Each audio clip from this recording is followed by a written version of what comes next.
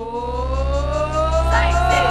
est des femmes libérées, des féministes frustrées, des mises en brisées, des mal baisées. On aime pas s'épiler, on est entêtés. Un peu sauvage c'est barre, on fait ce qu'on veut notre corps. On est fa fa fa fa fa fa fa fa fa fa fa fa fa fa farouche. Approche-toi pas. Bonjour tout le monde et bienvenue à Farouche, votre podcast écoféministe préféré présenté par Pivot, votre média indépendant préféré, ainsi qu'animé par vos animatrices écoféministes préférées, moi-même Coralie Laperrière et mon pronom c'est elle. Puis moi, c'est Emna Achour et j'utilise aussi le pronom elle. Puis cette semaine, c'est vraiment spécial parce qu'on fait un épisode à distance avec notre invitée Isabelle Chapadot. Merci d'être là, Isabelle! Allô? Oui, là, puis là, on fait ça en virtuel, là, la gang, je sais pas si à l'audio, vous allez l'entendre. Notre productrice Gabrielle est comme cachée dans le Riverside. En tout cas, on teste des affaires, mais on tenait vraiment à t'avoir, Isabelle. Puis vu que tu peux pas venir en métro à notre studio, parce que t'es un petit peu loin de Montréal. En fait, je vais te présenter un petit peu. On te connaît parce que t'es une créatrice de contenu Keb et Inuk, qu'on peut voir sur TikTok via tes comptes en français et en anglais, où est-ce que tu fais beaucoup d'éducation sur la réalité puis la culture inuit. Puis ben là, grâce à la technologie, ben on te rejoint en direct de... Ouais, allô? Ben justement, oui, c'est vrai, je suis à Panirtu, Pangatong, au Nunavut. C'est une petite communauté qui est quand même assez proche de la capitale, Iqaluit. Donc, oui, je suis là en ce moment. Yeah. Yay! Très cool, puis là moi je suis curieuse parce qu'on parle pas souvent à des gens du Nunavut. Il fait combien dehors en ce moment? Ah ouais, ah ben ça, là, on pourrait tellement en parler pendant comme vraiment longtemps, là. C'est vraiment fou, là. Hier, il faisait -8. Puis c'est vraiment pas une température habituelle, là. Habituellement, on est dans les -30, -40. Puis c'est vrai que c'est comme un gros changement cette année, vraiment vite, là, que c'est une année pas vraiment intéressante, là, si on pense aux pêcheurs-chasseurs, là. Ça fait que cette chaleur-là, ben, les eaux ne gèlent pas, puis c'est plus difficile d'aller chasser, pêcher. Fait que, ouais, c'est un peu une conversation qu'on a, mais on est chanceux d'avoir des gens qui voient tout le temps comme le positif, là. On a des aînés qui nous disent que it's gonna be fine. Il va juste plus avoir d'animaux qui nous attendent. Puis comme, quand ça va être le temps d'y aller, on va y aller tous ensemble. Genre. Fait que ça, au moins, on a ce côté-là pour pas trop stresser les gens, là. Ouais. Mm. Mais moi, il fait moins Ah vite. ouais, fait qu'il a fait Moins plus 10. froid. Ouais. Il a fait plus froid à Montréal qu'au Nunavut, ça c'est assez fascinant là. Puis il manque Un de peu inquiétant, neige, là. C'est j'irais ça, même c'est chose. fou. Ouais, c'est inquiétant Ah parce ouais, qu'on hein? voit d'autres provinces, genre Toronto, là, qu'il y avait hier ou il y a 2 jours, tellement de neige, puis ici, c'est pas le cas, là. Ouais. Mais mon Dieu, ben on va suivre les aînés, on va se dire que on va vous souhaiter de l'abondance quand ça va reprendre, puis que les animaux vous attendent, effectivement. Puis mettons, Isabelle, là, pour les personnes qui te connaissent pas, qui vivent sous une roche, qui ont pas TikTok, comment tu te décrirais? C'est tant une bonne question. On dirait que je suis pas habituée à chaque fois là, de me présenter, là, mais j'ai grandi au Québec. Fait que c'est un peu pour ça que j'ai l'accent québécois. J'ai grandi à cette île au Québec, sur la Côte-Nord.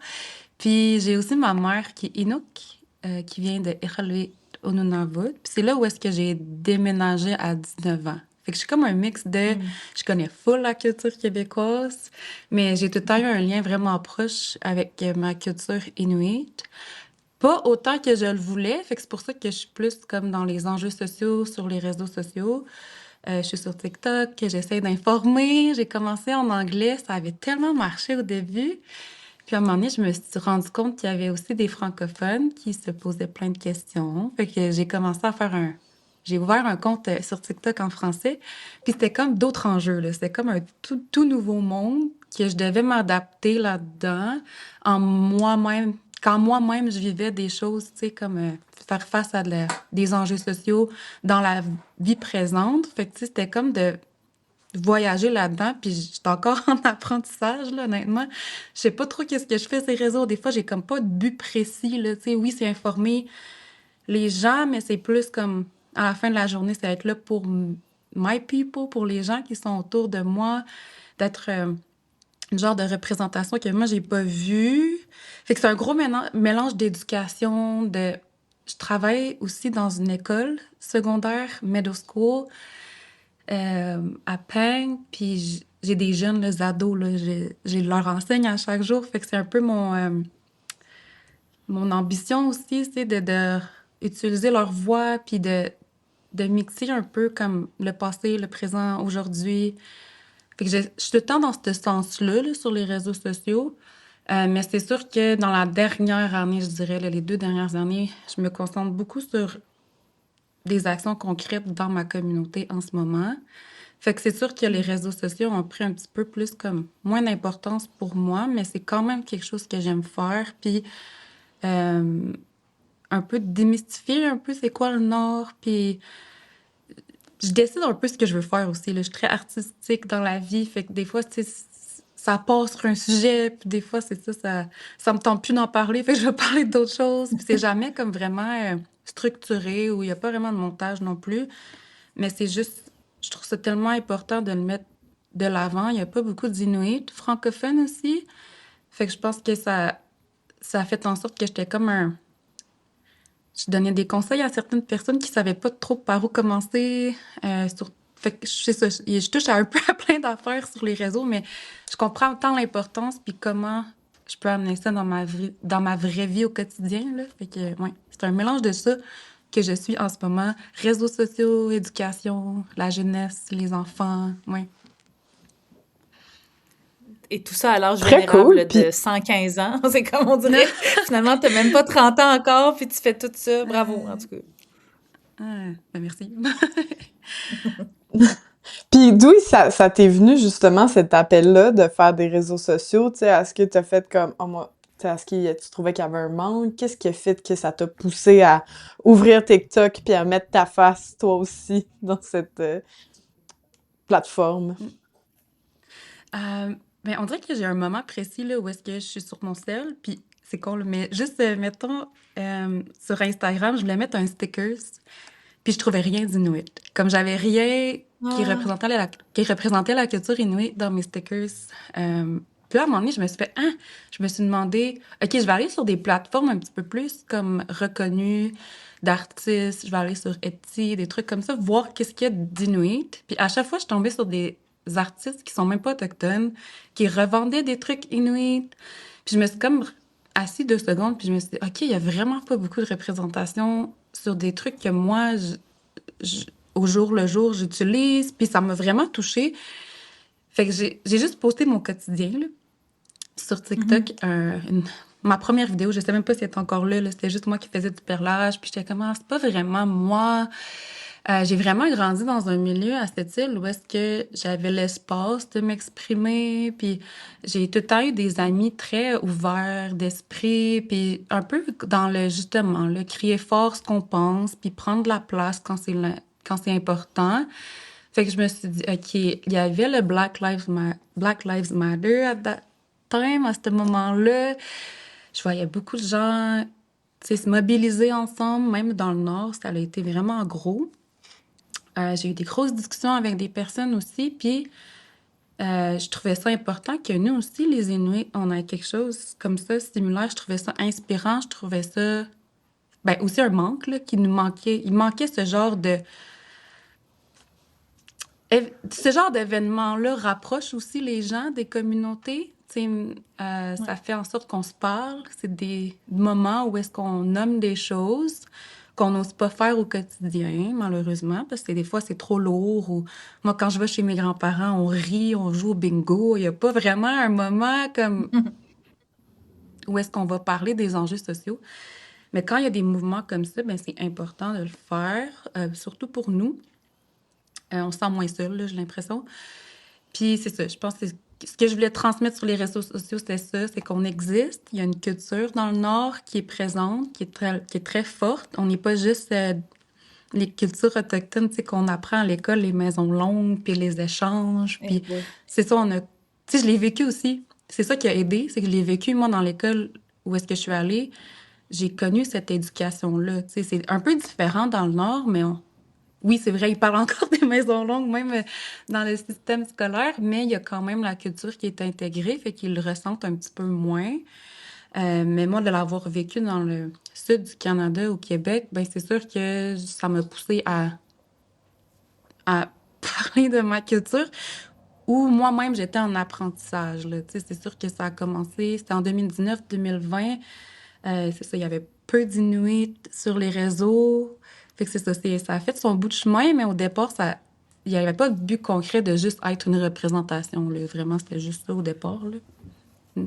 Ouais, ben c'est fou parce que moi j'en parle souvent là, dans mon entourage, sûrement à Farouche aussi, de quand je parle avec des gens qui ont pas TikTok, puis sont comme ça sert à rien TikTok, genre moi j'aime pas ça, c'est juste des ados qui dansent sur des chorégraphies, je suis comme je pense que tu comprends pas. Moi pour moi TikTok c'est ben déjà c'est ma vie, c'est mon divertissement et c'est mon éducation, puis je leur cite tout le temps en exemple, je suis comme j'ai jamais autant appris de choses sur les peuples autochtones que sur TikTok dans toute ma vie. Puis je te cite aussi toi souvent, je suis comme vous comprenez comme où est-ce qu'on aurait accès à ça?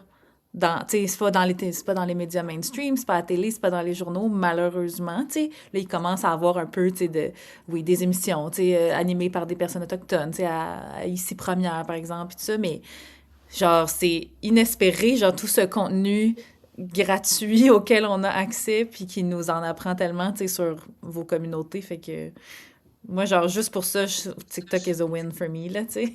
Ah, ben merci, mais c'est vrai aussi que je me rends compte, c'est ma première année d'enseignement, OK?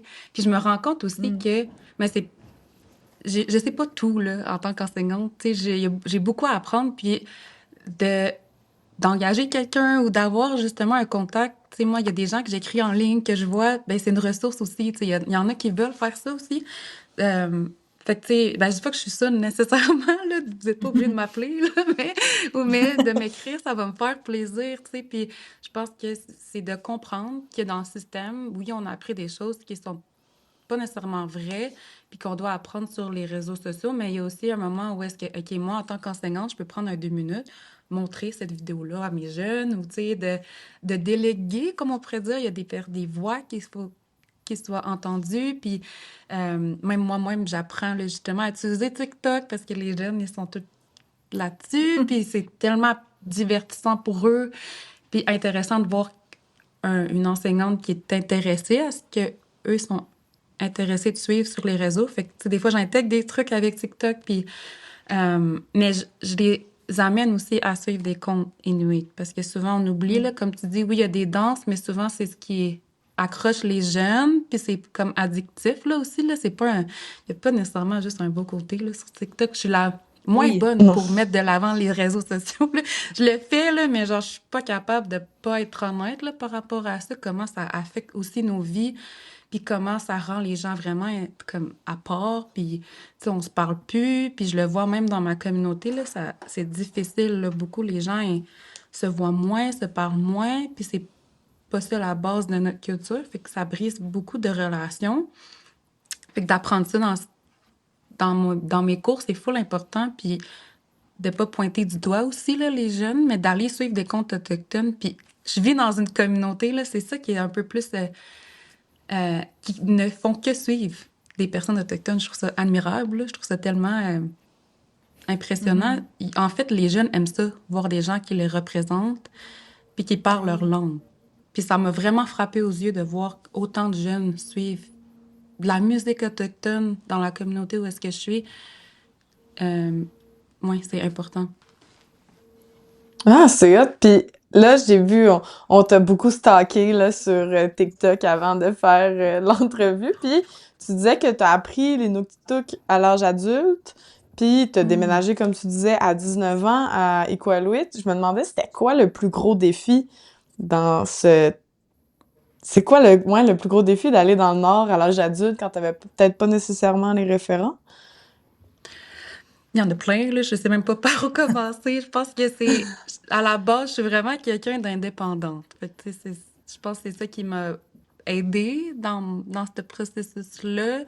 De pas être gênée, là, d'aller de l'avant vers les personnes, parce que c'est sûr que d'être nouvelle dans une communauté, c'est c'est challengeant émotionnellement, mais pour moi, personnellement, ma famille vient du Nord. Fait que, tu sais, je trouve que ça l'a aidé dans mes relations. Je suis Inuk, tu sais, les gens, ils le reconnaissaient. Fait que, tu sais, ça n'a pas été difficile de créer des liens.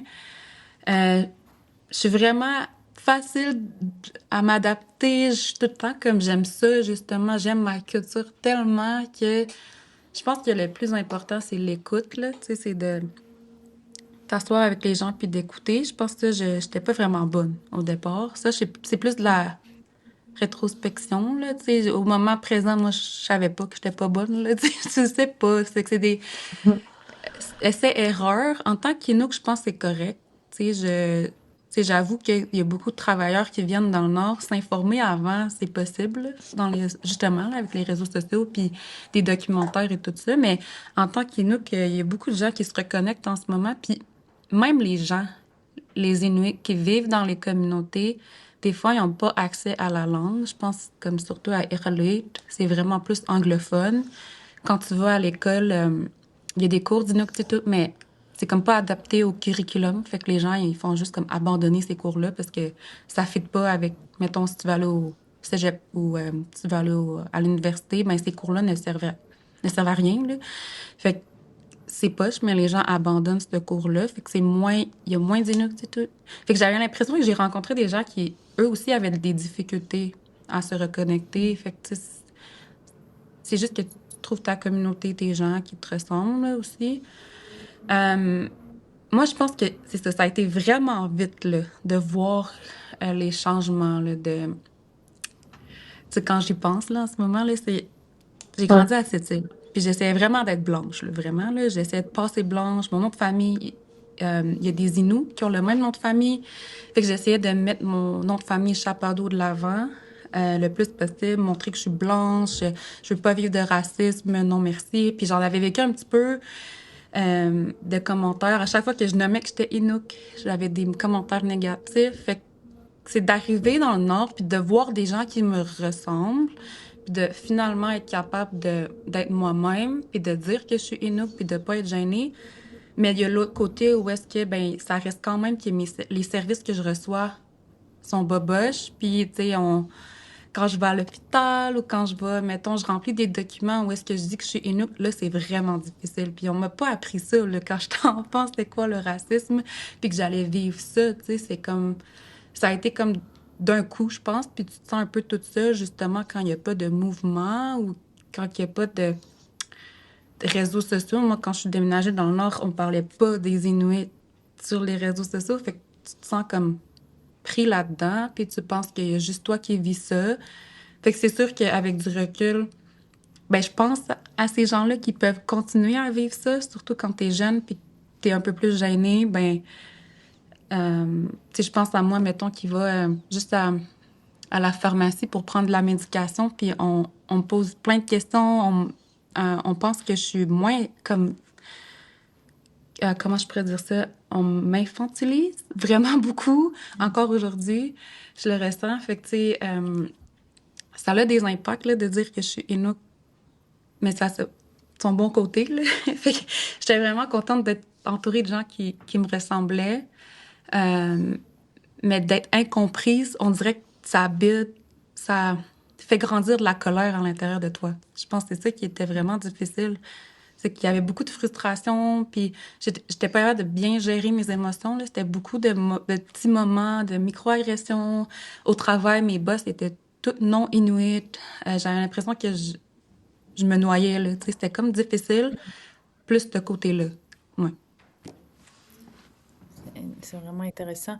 Tu l'as soulevé un petit peu dans ta précédente réponse, mais j'ai vu des vidéos de toi, mais de d'autres créateuristes de contenu aussi qui parlaient qui étaient critiques, ouvertement critiques, avec raison, sur les réseaux sociaux, des personnes allochtones qui viennent travailler dans les communautés autochtones. Mhm. Parce qu'on c'est vrai qu'on en entend, c'est vrai que c'est comme un peu c'est lancé comme ça, un peu sans tabou, genre mettons moi ma soeur est infirmière, puis on lui dit constamment hey, tu devrais aller travailler dans le Grand Nord, t'aurais un bon salaire, tu ferais genre un mois puis tu reviendrais, puis tout ça. C'est quoi le souci que vous voyez, vous, les communautés autochtones, avec ce genre de tu t'appelais ça un va-et-vient dans le Nord? Ben ça, c'est un gros sujet, là. J'aime ça en parler parce que justement, on n'entend pas l'autre côté. Tu sais, on entend tout le temps, OK, va aller travailler dans le Nord, mais on n'a pas le côté des Inuits. Puis là, je le dis, là, je parle pas pour tout le monde, mais moi, l'impact que ça a dans ma vie, c'est que je le vois, mettons, au travail. Il y a des enseignants qui viennent travailler dans le Nord comme but de faire de l'argent, là. Ça peut être ça, une des raisons, là. Mais ça peut être aussi de reconnecter avec la nature. Il y a tellement plein de raisons. Il y a des gens qui sont vraiment aussi empathiques, qui ont une belle écoute, et c'est vraiment intéressant. Mais le plus difficile, c'est on est souvent un essai pour ces gens-là, malgré que ces personnes-là ont des bonnes intentions. Fait que, tu sais, que ça soit que des mauvaises ou des bonnes intentions, c'est toujours difficile parce que il y a un moment d'adaptation. Puis ce moment d'adaptation-là, on le vit à chaque semaine. Il y a tout le temps un nouveau travailleur, nouvelle infirmière. Ça part et vient tellement vite, là, littéralement à chaque semaine. Je vais euh, on a un health center, un genre de clinique. Puis c'est vraiment difficile de... Je répète toujours les mêmes affaires. C'est dur de la confiance, de bâtir la confiance aussi avec quelqu'un que tu sais qui ne restera pas. Mais je trouve ça aussi difficile pour ces travailleurs-là qui doivent passer par comme plein d'émotions parce qu'ils vont juste jamais comprendre qu'est-ce qui se passe. C'est trop difficile des fois pour ces personnes-là. Les chances sont minces que les gens aiment en fait le Nord et qui restent à long terme. Puis c'est ce qu'on recherche là, beaucoup des gens qui vont rester dans leur emploi. Tu sais, c'est difficile sur les gens de tout le temps voir des personnes quitter. Puis euh, il y a aussi ce désir-là de changer les choses. Souvent, les gens de l'extérieur, je sais pas pourquoi, mais ils viennent dans le Nord puis ils sont comme, oh my God, c'est intense, je veux tout changer. Mais ils amènent pas comme la culture inuit. Ils travaillent pas avec les Inuits. Fait que ça, je parle pas pour tout le monde. Encore là, il y a tellement différents types de personnes que je me rends compte. Tu sais, euh, il y a possibilité aussi d'engager des locaux, mais il y a comme un blocage parce que la personne qui engage est pas nécessairement Inuit, elle est pas Inuk. Fait que, tu sais, les gens engagent des gens de l'extérieur, vont plus faire travailler, voyager des gens de l'extérieur dans les communautés. Fait que je sais pas c'est quoi la solution entre nous, qu'est-ce qu'on doit faire, mais d'en parler déjà, c'est un bon pas de l'avant. J'ai eu beaucoup de messages de retour de gens en postant sur les réseaux, justement, en nommant que ça peut être un problème, que des fois, c'est difficile d'avoir des gens qui viennent travailler sur nos territoires puis qui repartent pour la confiance et tout. Puis je pense que ça l'a remis en question des gens, là. Fait que ça, c'est cool de voir un retour où est-ce que les gens sont comme, OK, c'est vrai, c'est quoi mon but d'aller là? Est-ce que je vais là long terme? Qu'est-ce que je vais amener aussi? Si tu viens, j'ai tellement entendu souvent des gens qui viennent que pour l'été aussi. Ah, c'est un essai, là, je vais aller essayer le Nord, là, tu sais, comment ça se passe. Mais cet essai-là, c'est nous qui en subissons les conséquences. Souvent, le mois, ben, que la personne vient ou quelques semaines, ben, il n'y a rien qui se bâtit. Après ça, la personne quitte, ben là, il faut trouver une autre personne. Puis là, ça met comme tout le monde dans comme. Ça vient triste même. Les gens, ils sont comme tannés, ça vient lourd parce qu'ils ne trouvent pas de solution. Fait que je pense que l'idéal, Ben, ça c'est fait un peu peut-être. white savior aussi, là. Ben oui, c'est ça, vraiment. Puis je pense que la solution, c'est d'avoir peut-être plus de formation dans nos communautés, mais on est comme pas full rendu là. Il y en a aussi il y a quelques formations intéressantes, mais tu sais, c'est ça. Des fois, il faut juste que ça soit plus relié à la culture. Ouais. Ouais, ça me fait vraiment penser à ceux qui font des voyages humanitaires aussi, là. C'est beaucoup une critique qu'il y a partout dans le monde, en fait, là, des voyages humanitaires qui finissent par être justement là, des Blancs qui viennent sauver puis qui viennent donc aider, mais que ça crée justement cette espèce de gap-là qu'on veut pas puis que faut Ça fait travailler à comme une rester dans les deuxième communautés. colonisation. C'est comme, si t'apportes pas Ben oui. de Mm. solution à long terme, t'es juste là pour tester. Ouais, mais eux, c'est leur vraie vie, là. C'est leur quotidien que tu viens comme débalancer un peu. Fait que, ouais, sans Mais tu avoir l'as comme la amené. solution. Mais tu l'as amené aussi tantôt, là, dans les écoles, c'est beaucoup nommé, là. Je l'entends souvent, là, tu sais, que, mettons, ah, mon université m'a dit que je devrais travailler là. Je pense que, tu sais, il y a comme c'est comme normalisé, là, de dire ce petit discours-là, mais c'est vrai que faudrait comme repenser, puis je pense qu'il y a aussi ben, il faut apprendre la langue aussi. Les gens, ils viennent, puis ils apprennent pas la langue. Il y a une grosse barrière, là, c'est tellement difficile de connecter avec quelqu'un qui connaît même pas la base, là, tu sais, de la culture. Fait que, ben, je conseille, là, aux gens, si jamais il y a des gens qui sont intéressés, là, de vraiment s'informer puis d'apprendre la langue. C'est vraiment facile, là, c'est tout en ligne, tout est là. Mais de aussi ne pas voir le Nord que par ses paysages. Je sais que c'est vraiment beau, là, le Nord, c'est vraiment attirant. Il y a vraiment des... C'est vrai que c'est beau, le paysage, c'est différent, mais il y a une culture qui est là, puis qui est forte, puis qui doit être reconnue aussi, là. Mm. Moi, j'ai vu aussi sur ton TikTok que tu voulais commencer une série sur la police au Nunavut puis au Mhm. Nunavik. Puis, Mhm. dis-toi que Farouche, c'est vraiment un espace safe space anti-police. Fait que j'étais curieuse de voir c'était quoi.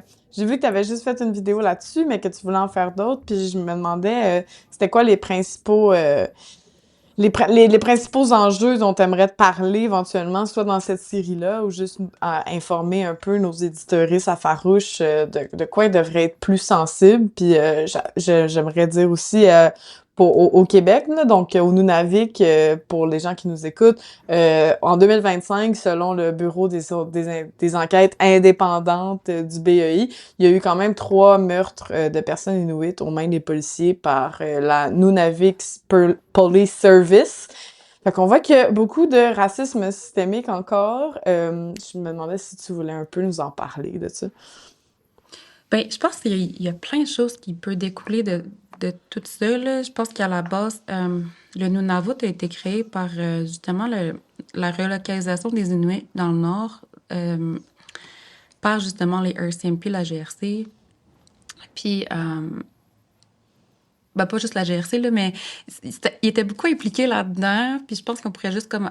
Moi aussi, je pourrais en apprendre beaucoup, là. Il y a des documentaires par rapport à ça il y a quelques années où est-ce que, justement, là, quand le Nunavut a été créé, euh, de me situer faire une ligne de temps par rapport à ça aussi, l'histoire de la police dans le Nord, comment ça s'est passé, là, il y a beaucoup de choses.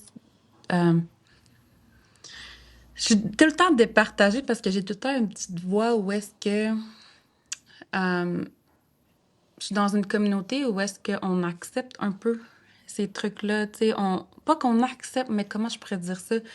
Il y a beaucoup d'abus envers le RCMP, mais c'est difficile de mettre des mots. Puis j'ai tout le temps cette petite voix-là en arrière de moi où est-ce que hey, c'est mieux de pas en parler, on va juste faire comme si rien n'était puis on va avancer. Mais ça crée encore plus de problèmes puis encore plus de force. Fait que ça, c'est beaucoup ce qui se passe dans la communauté à Peng.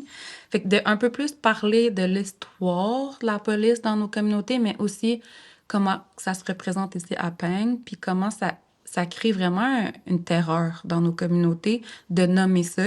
Puis moi, je suis pas parfaite par rapport à ce sujet-là. Ça va toucher des corps sensibles, des gens qui vont trouver ça tough à entendre parce que, justement, même moi, je sais même pas comment naviguer là-dedans. Mais j'ai le goût de le faire parce que c'est des gens qui, justement, meurent par rapport à des situations qui sont tellement... euh, tout se relie ensemble, tu sais, quand on parle de l'histoire, justement, la colonisation, puis là, de voir ces mêmes gens-là revenir dans nos communautés, puis d'avoir ce power trip-là, ben, ça crée des histoires comme, vraiment, ça affecte nos communautés, tu sais, puis j'entends pas souvent des histoires similaires que celles du Nunavik. C'est tellement fort, qu'est-ce qui se passe au Nunavik en ce moment, dans les dernières années, que ça doit être dit et nommé. Je pense que c'est à nous aussi, en tant qu'Inuits, de se soutenir là-dedans. Ça sera pas facile. Ça va être vraiment difficile pour moi parce que j'essaie tout le temps de faire attention à ce que je dis des fois parce que ben, j'ai tout le temps eu des retours sur les réseaux sociaux qui sont pas faciles. Il y a ce petit côté-là à l'intérieur de moi qui veut plaire à tout le monde aussi. Puis, tu sais, ça, c'est moi. Euh, mais c'est plus fort que moi de devoir nommer ces situations-là. J'ai des gens qui le feront jamais parce qu'ils ont cette peur-là. Puis je me suis dit tout le temps, ah, c'est pour ces personnes-là que je vais le faire. Euh, puis je pense que c'est de le voir autour de moi. Il y a tellement d'abus dans ma communauté. Je le vois au quotidien, j'entends des histoires. Fait que de partager ça, je pense que ça va être intéressant. De manière plus neutre aussi parce que je veux pas comme nommer ces gens-là qui qui vivent ça au quotidien, là, ce genre d'abus de pouvoir. Puis ça peut aller jusqu'à même family services, ça peut aller même dans... C'est tout le système, en fait, là, qui est un peu... qui te dit être là pour les Inuits, mais qu'à la fin de la journée, ils sont pas vraiment là pour nous. Puis, je pense pourquoi c'est aussi difficile pour nous, c'est qu'on est une communauté très honnête. Dans notre culture, j'ai jamais vu des gens autant honnêtes. Sérieux, là, même moi, des fois, ça me choque. Je parle même avec des gens du Groenland. Des fois, je suis comme, wow, je veux tellement être comme ceux du Groenland. Ils sont tellement directs verbalement, là. Ils s'en foutent. Là. Littéralement, we don't like white people, we don't want them here. Puis je suis comme, wow, ok. C'est comme, non, mais pour vrai, dans le sens où est-ce que si t'es touché par ça, juste, je sais pas comment dire ça. Si ça vient te shaker, c'est qu'il y a une raison, tu sais. Puis d'aller plus loin là-dedans, c'est OK, là, tu comprends l'histoire des Inuits. Si tu comprends l'histoire des Inuits, tu vas comprendre pourquoi quelqu'un va dire ça. Puis ça me fait du bien de m'entourer puis de voir cette honnêteté-là, mais des fois, c'est ça, on se fait mentir, on se fait jouer dans le dos. Puis c'est ça, c'est difficile de faire face à ça, de se rendre compte qu'il y a des gens qui nous mentent, qui nous amadouent, puis ça, c'est dans l'histoire du territoire du Nunavut, ben ça fait vraiment longtemps qu'on se fait dire des choses, puis que ça n'arrive pas, puis sneaky un peu, là. Puis je pense que c'est ça. Ça va être un mix de tout ça, mais j'ai comme pris une pause. J'ai voulu faire tout de suite ma première vidéo, puis là, c'est ça, sur les réseaux sociaux, en ce moment, c'est pas facile. Côté, tu sais, aux États-Unis, il y a beaucoup d'Autochtones qui sont affectés aussi par ce genre de situation-là. Puis en plus de ça, ben, Trump qui est arrivé avec la nouvelle du Groenland, moi, ça m'a vraiment touchée parce que ben, c'est des personnes que je connais, tu sais, qui sont touchées. Le Groenland, on est vraiment proches. C'est des amis, de la famille. Fait que, tu sais, moi, ça vient vraiment m'ébranler parce que c'est ça. Mais je pense que Groenland ont bien géré. Je les admire, là. C'est vraiment des personnes incroyables. Mais c'est ça. Je pense que j'ai pas voulu parler de ce sujet-là vite, tu sais, tout de suite parce que c'est démoralisant, là, quand même, là, de parler d'histoires autant intenses. Mais il faut le faire. Oui, ouais. Puis comme tu dis, Mais il je y a suis tellement curieuse. de niveaux. Ouais. Ben, je suis curieuse justement parce que on a appris un peu qu'il y a une, je pense, moi j'ai un peu découvert à quel point il y avait une plus grande relation chez les Inuits entre le Groenland puis les Inuits du Canada. J'ai le goût que tu nous en parles un peu comme c'est quoi votre relation? Est-ce que vous voyez, vous parlez juste sur les réseaux sociaux? Je pense qu'il y a des gens qui, surtout dans le sud du Canada, on est comment le Groenland, c'est juste proche en termes géographiques, mais on oublie qu'il y a des communautés semblables à ce qu'il y a au Canada. Ben, je vais juste parler de moi, mon expérience. C'est sûr qu'il y a des gens dans le passé qui ont probablement eu des liens aussi somehow, là, tu sais, événements ou... Je pense qu'il y avait plus de facilité aussi. On est vraiment dans l'apprentissage en ce moment, là. Tu sais, j'apprends vraiment à chaque jour sur le Groenland. Puis, mettons, il y a The Last Ice, c'est un documentaire sur Disney Plus qui explique qu'il y avait vraiment c'était plus facile de se rendre au Groenland par bateau, par avion, back then, là, dans le temps. Mais je dirais que moi, ça a été les réseaux sociaux, là, vraiment, c'est de se rendre compte que, OK, il y a l'Arctique en général, il y a de l'Alaska, Yukon, territoire du Nord-Ouest, Nunavik, je pense le Nord aussi, de certaines communautés, de certaines provinces, avec les Samis, se rejoignent aussi à chaque année pour le AWG, c'est les Jeux de l'Arctique. Puis je pense que ça aussi, les gens ils se sont comme rapprochés là. On se crée des contacts comme ça avec des événements, mais pour ma part, c'est ça, ça a été plus les réseaux sociaux, quelques événements où est-ce que j'ai pu reconnecter avec des gens du Groenland. Puis à Iqaluit, il y a quelques personnes qui viennent du Groenland, qui ont grandi à Iqaluit. Ouais. Fait qu'il y a comme un mix aussi. Il y a des gens qui déménagent au Groenland. Il y en a c'est ça, qui viennent vivre au Nunavut. On s'adore tellement. Je pense qu'on a comme un désir de se reconnaître dans tout ça parce que le Groenland aussi avec le Danemark, ça a été difficile pour eux. Ils ont vécu quelque chose de similaire avec ce qu'on a vécu avec le Canada, mais on est tout le temps surpris de voir parce que leur culture est similaire à la nôtre, mais il y a beaucoup de grosses différences aussi dans le sens où est-ce que ils sont plus avec les Européens, donc c'est intriguant de voir des gens qui ont une similarité, mais qui ont une vie, tu sais, une colonisation qui est différente de la nôtre. Euh, mais oui, Nuuk est vraiment un gros exemple. C'est la capitale du Groenland. Puis je sais pas si c'est nous qui idolâtrent Groenland, là, mais on aime tellement Groenland parce ils ont tellement. Et pourquoi je commence à parler anglais? Je vais me rendre compte que je suis tellement anglophone. Mais ça sort tout seul. Vas-y. Nuuk, c'est la capitale du Groenland. Puis comment c'est fait quand tu vas là? C'est un petit peu plus culturel. C'est très développé. Il y a des cafés, des restaurants, ce que j'ai vu sur les réseaux ou en parlant avec des amis qui sont déjà allés aussi au Groenland. Mais quand tu rentres dans un café, c'est très inuit. Quand tu vas dans un restaurant, c'est de la nourriture inuit. Je pense que c'est un peu un rêve du Nunavut de OK, là, on est dans la modernité. Au Nunavut, on a été colonisé. It is what it is. What's next? T'sais, qu'est-ce qu'on en fait de tout ça?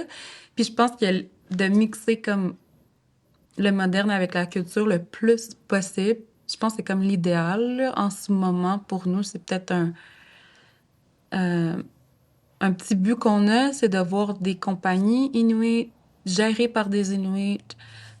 Puis que quand tu rentres dans le café, dans le restaurant, ben ça parle Inuktitut. C'est comme un des gros rêves du Nunavut, d'être représenté comme on devrait l'être. Fait que je pense que c'est ça. Le Groenland font aussi beaucoup d'événements.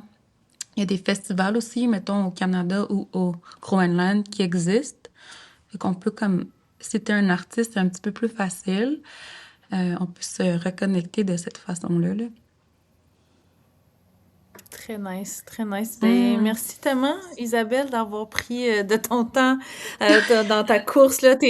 On le voit pas aux vidéos, en tout cas à l'audio. Sachez qu'Isabelle est encore dans son local de classe, là, ou en tout cas dans son bureau au moment où on se parle pour nous faire cette entrevue-là. On peut te suivre sur Instagram, sur TikTok, tes comptes en anglais, en français, toujours pour en apprendre plus sur le quotidien dans ta communauté.